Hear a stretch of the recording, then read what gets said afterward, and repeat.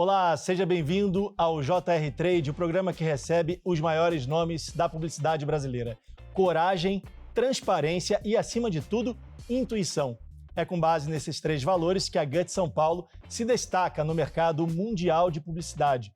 No Cannes Lions 2024, a agência ganhou 11 leões e um Grand Prix e foi um dos destaques do Brasil no festival. Para falar sobre o trabalho da agência e também sobre publicidade, a gente recebe hoje aqui no JR Trade a Head of Account da Guts São Paulo, Alessandra Visintainer. Alessandra, seja bem-vinda ao JR Trade. Muito obrigada pelo espaço.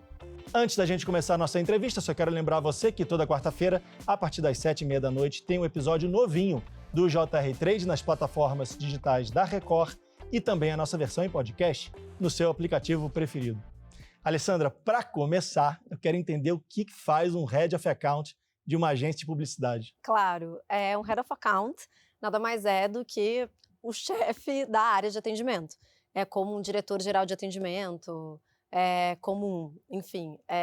acho que um diretor-geral de atendimento seria a explicação mais fácil para entender o que faz um Head of Account. Sou responsável por todas as contas da agência e todos os clientes da agência. Mas como toda publicidade, como todo publicitário, tem que ser uma expressão em inglês. Não, tem que ser uma expressão em inglês para ficar mais bonito, né? Para dar um charme pro cargo.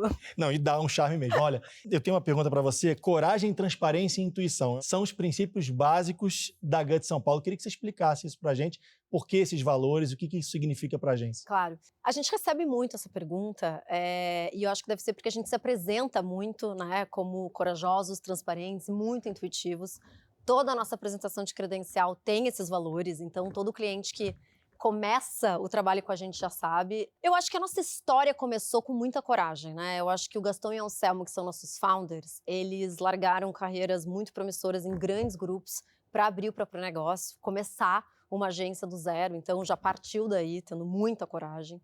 A gente normalmente tem muita coragem para tomar decisões, fazer coisas que nunca foram feitas. A gente começou a agência, nos nossos primeiros 2 meses, a gente já começou a trabalhar com o Mercado Livre, que é um dos nossos maiores clientes. E a gente passou uma pandemia com eles, né? Eles saíram de uma marca que tinha um problema de confiança com o consumidor para o maior e-commerce da América Latina. Então foi preciso muita coragem nesse caminho para chegar nesse lugar. No meio da pandemia passaram por uma mudança de logo, provocada pela gente. Então tudo com muita coragem. Transparência, eu gosto bastante de falar de transparência porque eu nasci num mercado onde, obviamente, dominado por homens, se colocar como mulher sempre foi um desafio. E eu sempre tive que medir muito as minhas palavras, onde eu estava, com quem eu estava, qual era o ambiente, como que eu ia me colocar, né, quais seriam as palavras que eu ia usar. E quando eu cheguei na Guts, eu senti um ambiente propício para seja quem você é, fale o que você pensa, da forma como você pensa. E eu cresci muito assim na Guts, isso foi visto como muito valor. E você percebe isso no dia a dia também com os nossos clientes. Não só eu falo o que eu penso dentro da agência, mas a gente fala muito o que a gente pensa para o nosso cliente, para o nosso parceiro. Se tem alguém que não está funcionando, alguma coisa que não está funcionando, um processo que não está funcionando, a gente fala muito. Isso é um risco. É um risco altíssimo e a gente sempre toma esse risco porque pra gente o mais importante é falar a verdade, é ser transparente. E tem muitos ganhos, tem muito risco, mas tem muito ganho. Porque o cliente acaba confiando muito em você. Então, funciona muito ser transparente e nas nossas relações é muito presente. Então, toda vez que eu apresento isso em credencial, que a gente é transparente, o cliente fica, será? Eu sempre digo, me dá conta, vem trabalhar com a gente que no dia a dia você vai ver que de fato a gente é muito transparente. E vocês precisam confiar muito em vocês mesmos, porque se você muda um processo e não dá certo, é um problema, você perde o cliente. Exato. Não, e às vezes não dá, tá? Não é sempre que dá, mas eu acho que o mais importante é você ser fiel àquilo que você acredita naquele momento, que também vem um pouco da intuição. Né? A gente trabalha obviamente com muitos dados, né? Hoje em dia seria um absurdo eu dizer que a gente só segue a nossa intuição quando a gente tem aí um prato cheio no que diz respeito a business intelligence e um monte de informação que a gente tem para trabalhar com as nossas marcas. Mas o que a gente acredita é que dado não é nada sem aquela intuiçãozinha, aquela pulguinha brasileira. Né? Exato, aquela pouco que vai te dizer, cara, segue este caminho, vai neste caminho, ou vai por outro caminho, esse caminho aqui não tá legal. E Esses 3 valores, eles servem para os 2 lados. Servem para a gente construir relações duradouras com os nossos clientes e também para que a gente termine relações que talvez não sejam frutíferas, né, para os 2 lados. Que nem tudo é dinheiro, né? Nem tudo é dinheiro. Nem tudo é dinheiro. Você falou tudo. Eu acho que a gente gosta de trabalhar com clientes que a gente se dá bem. E os nossos clientes nos dizem muito isso. Um VP de marketing, que não citarei o nome, sempre fala isso pra gente. Cara, impressionante. Vocês são pessoas do bem. Vocês são pessoas legais. Impressionante como o Gastão e o Anselmo conseguem contratar pessoas que não são só profissionais brilhantes ou, enfim, super dedicados, mas que são pessoas do bem. E a gente é muito assim mesmo. Então, nem sempre a relação dá certo. E tá tudo bem, né? Tá tudo bem. Então, acho que são 3 valores que permeiam muito, assim, o nosso dia a dia. Estando perto, é muito fácil de ver. Todo mundo que trabalha na agência tem que ter essa intuição? Todo mundo. E a gente provoca, porque também tem um pouco de treino também, né? Tanto coragem quanto intuição e até transparência é treino. Você não precisa nascer sabendo, você não precisa nascer corajoso. A gente tem um programa na agência que a gente chama, eu vou ter que falar várias expressões em inglês, desculpa. Não tem problema nenhum. É bravery means business, que nada mais é do que coragem gera negócio, que é isso. Que é um programa que o nosso CSO apresenta, que fala muito sobre como você testa essa sua escala de coragem, né? Para uma marca, ser corajoso pode ser trazer um influenciador que nunca trouxe antes, pode ser fazer o influenciador parte do marketing, como algumas marcas fizeram uns anos atrás. Não precisa necessariamente ser loucura, como, sei lá, diesel, por exemplo. Né? Então, acho que é uma escala de coragem. E tanto transparência quanto intuição, você também consegue treinar essa escala. Você vai um pouco. Né? Um dia você toma uma decisão muito baseada ali no dado, e aí não dá tanto certo. No outro dia você pensa, putz, mas eu achei que se eu tivesse sido um pouquinho mais ousado, talvez o resultado fosse maior. Um pouco como investimento, vai. O dado é duro, né? É duro, exatamente. É duro. O dado é duro. Você precisa ter um pouco, aí a humanidade, você precisa ter um pouco de jogo de cintura para entender quando que você usa, quando que você não usa, o que que teu coração, o que que seu estômago, que é o nome da agência Gut, está dizendo para você fazer. Então, acho que é um pouco disso, assim. Mas é treino. E um pouco de ter orgulho daquilo que você fez, né? Então, como o resultado vem, e a gente faz coisas que a gente admira e se orgulha muito, acho que sem falsa modéstia aqui, né, esses 5 anos da Gut São Paulo foram anos bem frutíferos em criatividade. Quando você olha o resultado, te encoraja a fazer mais. Então, beleza, quando a pessoa entra na agência, um assistente entrou na agência, nossa, aqui é meio diferente, a galera é meio ousada, não sei o quê. Depois que você tem o primeiro sucesso, aí vai ficando mais fácil de você ir tentando. Por falar em orgulho, no Cannes Lions 2024, a agência ganhou 11 leões e um Grand Prix. O que isso significa para a agência e para o mercado publicitário, antes de você contar um pouco da história da agência? Não é só, né, de Cannes Lions que se vive o mercado, mas ele é um termômetro bem importante do trabalho que a agência vem fazendo. Eu falo isso porque a gente tem outros prêmios que são tão importantes quanto o Cannes Lions, como o F, que vem logo aí, e que é um prêmio, né, de resultado, de marca, de branding, de KPIs de negócio. Então, tem muitos outros prêmios que são tão importantes. Mas o Cannes Lions, ele traz um termômetro, né, do como a agência está. Né, o quão a agência é criativa, quais são as ideias que estão tendo um olhar diferente, estão mudando o negócio, estão trazendo impacto social. Então, ele é muito bom para isso. O festival mudou muito ao longo dos anos, né? Você vê que as categorias foram mudando, também se adaptando para ter resultados que não são só a ideia puramente, mas que trazem, de fato, um retorno para o business. Então, este resultado significa muito para a agência, bem relevante para o mercado também.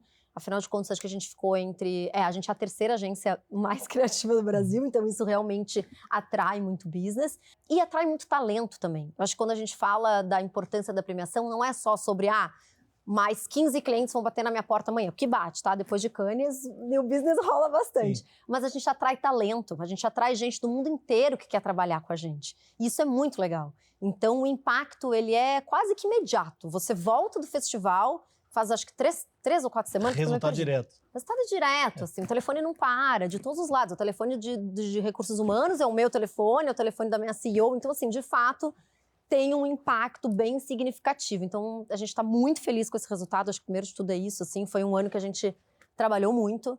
Mas acho que a gente está mais feliz mesmo que a gente ganhou esse Grand Prix que a gente vai falar já já, com um trabalho de dia a dia, que foi um trabalho que estava na pauta, enfim, foi orgânico, natural. Queria conhecer um pouco da história da agência. Claro. Você já falou do Mercado Livre, vocês tiveram coragem durante a pandemia de movimentar ali a marca do Mercado Livre. O que aconteceu? O que se precisou mudar no Mercado Livre E eu queria que você falasse sobre outros casos de coragem que vocês tiveram. Eu acho que com o Mercado Livre, principalmente, quando a gente olhava para a marca, entendia... Porque quando eles... Vou voltar um pouco. Quando eles nos procuraram com um posicionamento meio definido, né? De como eles estavam trabalhando. E eu acho que o que mais foi importante naquele momento foi o time de estratégia junto com o time de criação olhar porque a marca precisava e focar muito o benefício na hora quando você recebe o produto. Porque tinha uma questão de confiança, não sabia exatamente, né? Se ia chegar, se não ia... Né? Era um problema bem significativo e corriqueiro, né? Eu te falo por experiência própria, porque eu realmente não confiava no Mercado Livre. E agora você confia. Eu tinha medo de comprar um celular e chegar um tijolo. Exato. E hoje não. Hoje a gente consegue comprar no Mercado Livre com confiança. Então teve toda uma mudança. Obviamente, eles tem o selo de compra garantida, que é muito importante para o negócio, porque você pode devolver, você pode, né? Você tem 7 dias para receber seu dinheiro de volta. Tem várias coisas que o produto e o serviço te garante. Mas era uma questão de marca, né? Então a gente passou a trabalhar muito aquele momento da chegada da encomenda na casa da pessoa. Foi quando veio o Melhor Tá Chegando. E o Melhor Tá Chegando se transformou na plataforma de marca que a gente trabalha até hoje. Então teve muita consistência, teve muito olhar por dado, mas teve muito seguir a intuição de, na verdade, o que a gente precisa é mudar um pouco o olhar para o momento da chegada da compra na casa da pessoa. Que é aquele momento de você não vai receber um tijolo, você está recebendo seu celular. Então vocês entenderam o sentimento do consumidor. A gente entendeu muito, porque... Antes de pensar nisso. De novo, antes de você trabalhar a intuição, você precisa trabalhar o dado. Então, óbvio que a gente olhou muito para o consumidor. Você não faz nada sem olhar para o consumidor. O consumidor é a tua resposta, a tua pergunta. Você tem que suspirar o consumidor para poder trabalhar qualquer marca. E a gente fez isso, olhou para o consumidor, entendeu que esta dor era uma dor principalmente na chegada. Então, vamos virar toda a comunicação para a chegada? Tem que ter coragem, porque é justamente onde está o medo. É na hora da chegada, e você vira toda a comunicação para a chegada. Então, precisa de muita coragem. Acho que um dado legal da história da agência, quando a gente entrou na pandemia, nós éramos em 40 pessoas. Quando a gente saiu, nós éramos em 100. A gente mais que dobrou. Olha, aumentou então o efetivo. Aumentou. As pessoas estavam com medo de perder o emprego, acabaram conseguindo emprego na pandemia. Exatamente. A gente acabou, enfim, várias agências tiveram problemas de dificuldade, a gente acabou contratando pessoas de outras agências. Então, assim, foi muito significativo para a gente esse crescimento durante a pandemia. Eu lembro que nossos primeiros dias no escritório, a gente não conhecia as pessoas, não sabia a altura das pessoas. Era assustador. Sim. Mas foi uma parte significativa da história da agência. Eu gosto de falar porque a gente se solidificou, a gente se solidificou na pandemia. A gente saiu mais forte do que a gente entrou. E muita coisa que vocês aprenderam e criaram na pandemia ficou depois da pandemia? De valor e cultura, muito. Muito. Valor e cultura, muito. Obviamente que a gente já vinha... imagina, a gente abriu a agência em março de 2019. Um ano depois a gente estava na pandemia. Então, por isso que os nossos valores são tão importantes e tão presentes. Porque, obviamente, quando você é em 20 pessoas, 40, você consegue fazer com que os valores, né, sejam propagados de forma mais simples. É mais fácil, você tem menos gente para conseguir entender a forma como você pensa, entender como você acredita que o business tem que funcionar. Mas acho que a gente foi tão forte nos nossos valores nesse primeiro ano que quando a gente entrou na pandemia, a gente só pensava, cara, a gente precisa cuidar das pessoas. Que são, né, um dos nossos grandes aportes. Primeiro as pessoas. Depois eu posso falar um pouco mais sobre isso, mas o que a gente acredita é, primeiro as pessoas, depois o trabalho e depois o cliente. Que parece um absurdo você dizer que o cliente está por último. Mas é o que a gente acredita que funciona, porque as pessoas precisam estar felizes trabalhando, as pessoas precisam estar motivadas, então você precisa cuidar delas. E isso é fundamental para fazer a agência ter um crescimento rápido. Exatamente. Se tornar uma agência gigantesca. Lógico, porque só as pessoas, né, que fazem a agência. Vocês têm 5 anos no mercado, queria que você falasse um pouco sobre isso. Sim. E já tem escritórios em outros países. A gente tem 6 anos como network e 5 anos na GUT São Paulo. Então, 6 anos como network, porque as agências que abriram primeiro foi Buenos Aires e Miami. Miami é nosso headquarter. E Buenos Aires, que é a nossa agência global, também atende a Argentina, mas atende global. E São Paulo foi o terceiro escritório. Aí depois disso veio Toronto, Cidade do México, LA, agora Madrid, também temos escritório em Amsterdã, então são 8 escritórios ao redor do mundo. Crescimento exponencial, né? Um crescimento em 6 anos, de fato é um crescimento exponencial. Mas, de novo, acho que os nossos founders acreditam muito que para crescer você precisa investir em pessoas, precisa investir em talento, expandir para crescer. Então, não esse se entende mindset... gente sem gente, né? Impossível. Não esse mindset é muito presente, assim. Então, foi, de fato, um crescimento exponencial. E eu acho que tem uma coisa, quando a gente fala, voltando só um pouco para a premiação, quando você olha a nossa história de premiação, a gente não passou, desde que a gente começou a inscrever, porque você não inscreve, né, no primeiro ano, você tem um tempo de maturação. Mas desde que a gente começou a inscrever, que o primeiro festival que a gente foi, inclusive, foi o que não existiu, porque foi na pandemia, então ele não teve físico, ele foi online, a gente ganhou o Grand Prix todo ano, com pelo menos um dos escritórios. E o que significa ganhar um Grand Prix? É o prêmio maior da noite, né? O Grand Prix, ele é um prêmio que ele é além do ouro. Então, numa categoria, você tem bronze, prata, ouro e o Grand Prix, na mesma categoria. E tem o Leão de Titânio também. O Titânio é uma outra categoria. A categoria de Titânio, ela foi criada para ideias que quase não se encaixam em lugar nenhum, que são muito especiais e precisam de um lugar único. Então, você inscreve em Titânio, entendeu?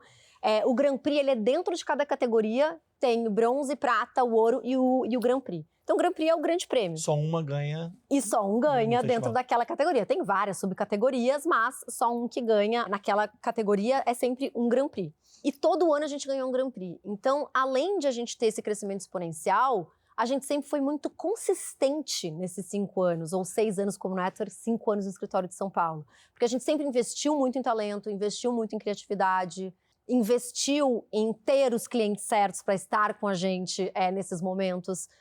Mercado Livre, por exemplo, é um cliente que a gente ganha leão todo ano com o Mercado Livre. Então, isso também faz parte dessa história de confiança que a gente construiu com essa marca. E ajuda a manter o cliente ali também, né? Ajuda, né? Ajuda a manter. Como é que é essa troca entre as sedes? Você falou Miami, Toronto, Buenos Aires, São Paulo, o outro eu até esqueci. Amsterdã, Madrid. E Madrid. Isso. E tem mais por vir. O que funciona em um país funciona em outro? Vocês usam o know-how dos outros países? Com aqui no certeza. Brasil? Obviamente que tem coisas que são muito... Know-how, eu tô falando em inglês. Você já pegou, já pegou. Obviamente que tem nuances culturais, né? Então tem coisas que não vão funcionar em todos os países. Mas a gente funciona muito bem como network, é muito orgânico, assim. A gente troca muito. A gente tem alguns clientes que a gente atende de forma regional, isso é importante, a gente atende o Mercado Pago e Mercado Livre de forma regional, cada cliente tem, cada agência tem a sua base, né, e contatos específicos com os clientes locais. A gente tem clientes globais também que a gente atende como network, tem Notco e alguns outros, então a gente trabalha muito com alguns clientes e a gente também tem alguns clientes que eu trabalho, por exemplo, só do escritório de São Paulo, mas que eu preciso ter uma informação de um mercado a qual eu não tenho expertise, né? Algum mercado de Latam que eu não tenho expertise, mas eu sei que outro escritório tem. Eu acesso. Mas o consumidor é diferente.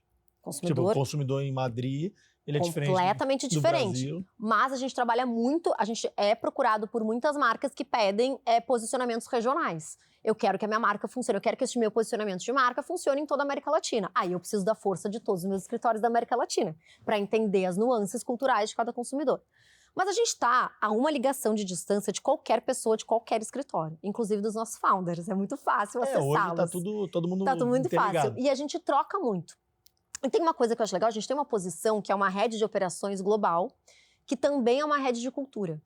Que ela fica passando em escritório em escritório para ter certeza que todo mundo está acompanhando culturalmente, a evolução cultural. Tipo uma consultora. Não uma consultora, assim, ela é mais ela coloca a mão na massa mesmo para entender se todo mundo está alinhado com a cultura e com a operação. Então a gente tem reuniões, todos os heads de operação de cada país tem essa reunião com essa rede de operação global para entender se os programas de diversidade estão seguindo a mesma estrutura, o que está funcionando no escritório que não está funcionando em outro que a gente pode aplicar. Padrão, né? Saber se tá dentro do padrão. Se tá dentro do padrão. A gente usa muito recursos para ajudar, então estou entrando numa concorrência com um cliente que eu preciso de força, principalmente escritórios que estão começando. Preciso de força, preciso de braço, porque ainda não tem uma equipe estruturada no escritório. Você conecta com essa rede de operação global para ela ver se tem equipe, que ela possa alocar uma equipe de outro escritório para ajudar. Então, é muito orgânico, assim, a gente funciona muito como network. Quem manda é Miami.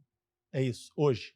Na verdade... Ou Brasil. Não, na verdade não tem assim, o headquarter é Miami, mas não tem quem manda. A gente tem uma equipe de liderança global, então tem líderes globais, a gente tem uma CEO global, que é a Andrea Dix, que fica baseada em Miami, então todos os CEOs respondem para a Andrea.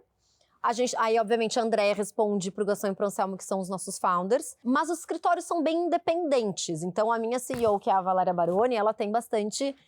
liberdade para tomar decisões, obviamente sempre muito alinhadas culturalmente, operacionalmente, com o que a gente se vende como network, mas a gente tem liberdade operacional. Quem ganhou o Grand Prix no Cannes Lions foi a GUT São Paulo. Foi a GUT São Paulo. Brasil. Sim, Brasil. Queria que você falasse um pouco sobre essa campanha. Eu fiquei curioso, porque assim, Claro. vocês têm várias agências, mas a que ganhou foi a daqui. Foi. Então eu queria entender o que os brasileiros fizeram, porque os brasileiros são famosos no mercado de publicidade no mundo inteiro. São. O que os brasileiros fizeram dessa vez para ganhar um Grand Prix? A gente ganhou um Grand Prix de uma campanha, foi muito especial, na verdade, esse Grand Prix, porque, como eu te falei no começo, foi com uma campanha de dia a dia, foi uma campanha de Black Friday para o Mercado Livre, que é uma campanha de varejo, né, que faz parte, a gente tem aprendido nos últimos anos a trabalhar Black Friday, é um conceito bem americanizado, né, mas que o Brasil está aprendendo e acho que vem melhorando. Acho que a gente aprendeu a não fazer mais Black Fridays fakes, né? Que então, não tem ofertas de verdade. Eu ia te perguntar isso, porque funciona Black Friday aqui. Funciona. Eu vejo lá, às vezes, assim,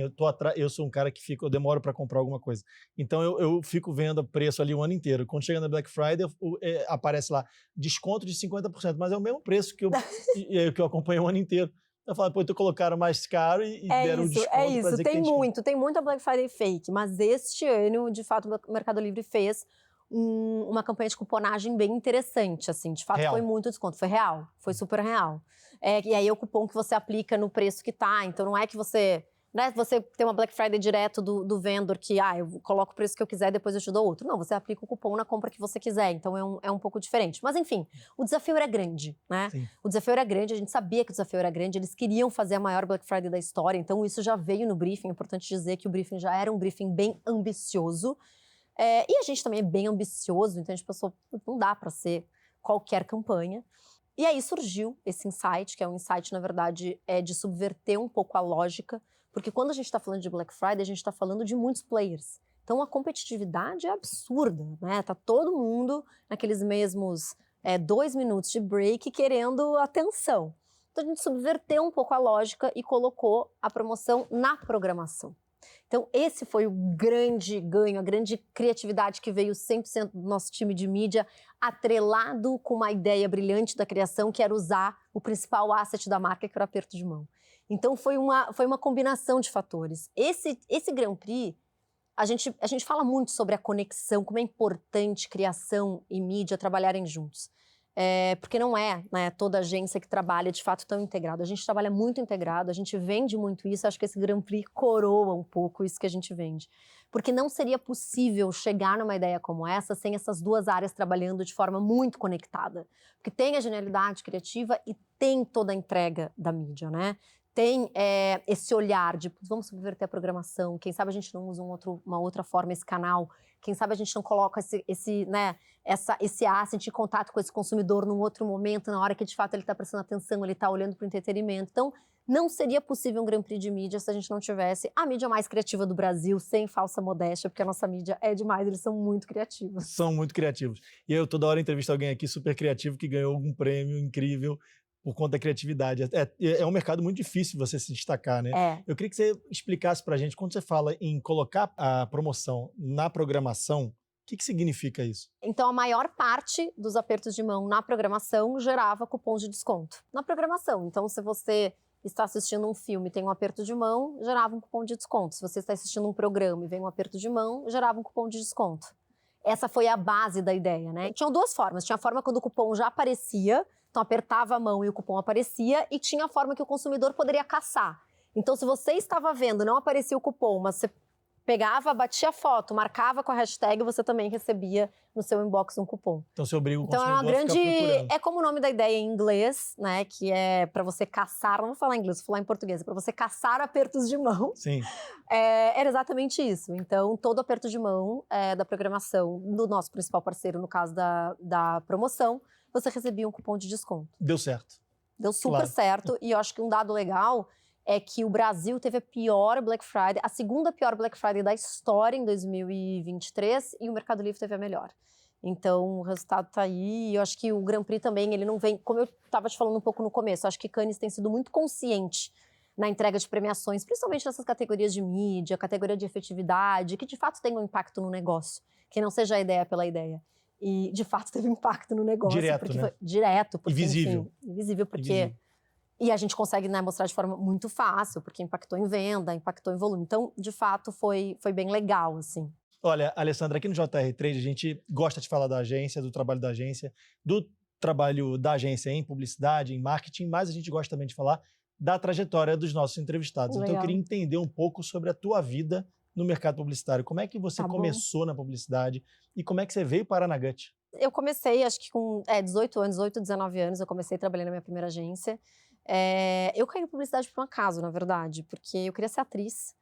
E, enfim, mas eu queria trabalhar com comunicação, né? Não deu Atriz. certo?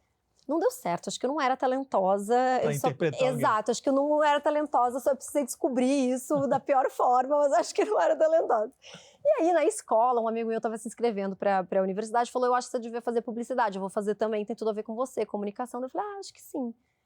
E aí, cortando muito a história, eu entrei na publicidade e fui me apaixonando aos poucos pelo ofício.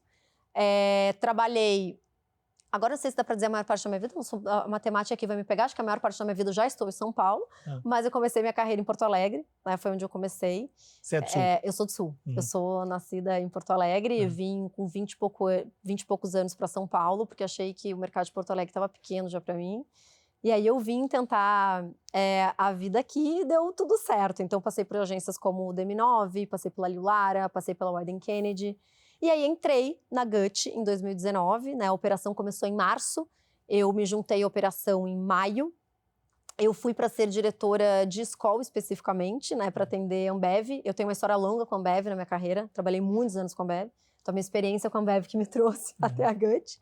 E aí, conforme as coisas foram acontecendo, crescendo, eu me virei diretora de grupo e depois eu virei head da área toda. E acho que uma coisa muito legal é que durante a minha licença maternidade, eu me tornei parte do board global da agência. Então isso foi muito importante para mim, que te dá um outro lugar, né, na liderança. Então eu participo de decisões que são decisões além até do escritório, mas são decisões como network. Então foi muito legal essa minha trajetória toda. Mas acho que só foi possível porque deu muito match, sabe? Deu muito match de valor, deu muito match, como eu disse. Eu acho que eu sempre pude ser eu mesma, eu sempre pude ser muito transparente. Eu acho que eu ajudei a construir um pouco esse valor dentro da agência, bem no comecinho. Então, acho que foi isso, assim. E hoje, sou head de atendimento. Eu tenho uma curiosidade, você falou que é do Rio Grande do Sul. Eu acabei de voltar de lá, eu fiquei um mês lá cobrindo a enchente no Rio Grande do Você Sul. ficou? Eu queria entender como é que o mercado publicitário viu, como é que ele começou, o que mudou no mercado publicitário com a tragédia no Rio Grande do Sul? Como é que foi visto isso pelo mercado publicitário? Primeiro de tudo, eu acho que a gente tomou as decisões corretas a partir do momento que a gente viu o que estava acontecendo. Então, levantar a mão para todos os clientes, vamos pensar o que estamos fazendo. Vamos olhar para as ações, vamos entender qual que é o impacto, né? O que a gente está colocando lá, o que a gente não está, tem alguma ideia, tem algo que a gente possa fazer. Eu acho que, eu não sei se teve um impacto direto no mercado, sendo bem transparente com você, mas eu acho que quando acontece uma tragédia como essa, que eu vejo, quando acontece tragédias como essa, é como a gente usa a nossa força da criatividade, de ideia, para pensar o que pode ser feito lá, na hora. Então eu vi o mercado se movimentar muito para ajudar. Foi uma coisa impressionante. Porque é muito delicado, né? É muito. Tem que tomar muito cuidado com o que vai ser dito. Muito, você tem que tomar muito cuidado, mas eu vi a movimentação do mercado para ajudar. Ajudar quem estava precisando, ajudar agências, ajudar birôs, ajudar. Eu acho que o mercado se movimentou muito para ter ideias, para usar a criatividade, para pensar o que poderia ser feito naquele momento. Usar a força das marcas. Então a gente conectou, a gente fez muito isso, a gente conectou muito os nossos clientes para ajudar pessoas que precisavam. Como eu tinha muitos contatos lá, eu ajudei a conectar cliente para, quero mandar água, quero mandar absorvente, quero mandar mantimentos básicos. E aí a gente fazia essas conexões. Então foi bonito de ver as pessoas se unindo para ajudar. Isso foi bem impressionante. Antes da gente se encerrar, eu queria entender como é que tá a tua vida pessoal, porque você teve um filho, teu filho nasceu em São Paulo, é Minha isso? filha. Sua filha nasceu em São Paulo? Minha filha nasceu em São Paulo, Como é que está sim. sendo conciliar isso? Eu sei porque eu fico pensando nisso porque eu tenho um filho de 1 ano e não é fácil conciliar Não é. a vida profissional com Não eu acho que esse foi o maior desafio da minha vida, com certeza. Não só da minha vida profissional, mas da minha vida pessoal. Assim, é difícil. Mas estou falando do alto do meu privilégio, com uma rede de apoio maravilhosa, um marido que segura minha barra em casa pra caramba, que acredita muito na minha carreira, me apoia muito. E estando num lugar como a Gut, que eu acho que é legal dizer, porque a Gut entende muito o meu papel de mãe. E a importância que é para mim ter um momento com a minha filha, dedicar, né, em ser mãe, eu tenho muito espaço para isso. Então, a gente luta para que o ambiente da Guts seja muito confortável e respeitoso para a mulher, para que ela possa ser mãe, para que, se ela não quiser ser mãe, também que ela não seja, mas que seja um lugar muito acolhedor. Então, eu estou falando alto meu privilégio, mas ainda assim é muito desafiador, porque gera culpa, né? Eu tô lendo quando eu deveria estar com ela, eu tô estudando para uma entrevista quando eu deveria estar com ela, tô apresentando alguma coisa para um cliente quando eu deveria estar com ela. A culpa realmente, ela vem com frequência, mas eu sempre penso, eu tô fazendo também por ela. Pela pessoa que eu quero que ela veja que eu sou, pela profissional que eu quero que ela veja que eu sou. Então, eu tô aqui com você hoje porque eu quero que ela veja que as mulheres também estão em posições de liderança, que também sabem falar sobre criatividade, sobre negócio, que a gente tem espaço e que precisamos continuar construindo esse espaço, e que eu sou responsável também por abrir mais esse espaço para as outras mulheres. Então eu penso muito que eu preciso fazer isso por ela. E aí eu vou trabalhando com a culpa um pouco mais, assim. Mas estar numa empresa que te entende como mãe te deixa mais feliz e uma pessoa feliz trabalha melhor. Com certeza. Alessandra, nosso tempo infelizmente chegou ao fim. Foi um prazer te entrevistar aqui no JR Trade. Você fala muito bem. Obrigada. Parabéns pelo trabalho na Guts e pelos prêmios no Cannes Lions. Obrigado pela sua participação. Imagina, obrigada a você pelo convite, foi um prazer. Só lembrando que o JR Trade tem um episódio novinho toda quarta-feira a partir das 7h30 da noite nas plataformas digitais da Record, ou você pode ouvir a nossa versão em podcast no seu aplicativo preferido. Esse é o nosso espaço para falar sobre comunicação, marketing e publicidade das marcas. Muito obrigado pela sua audiência e a gente se vê. Tchau!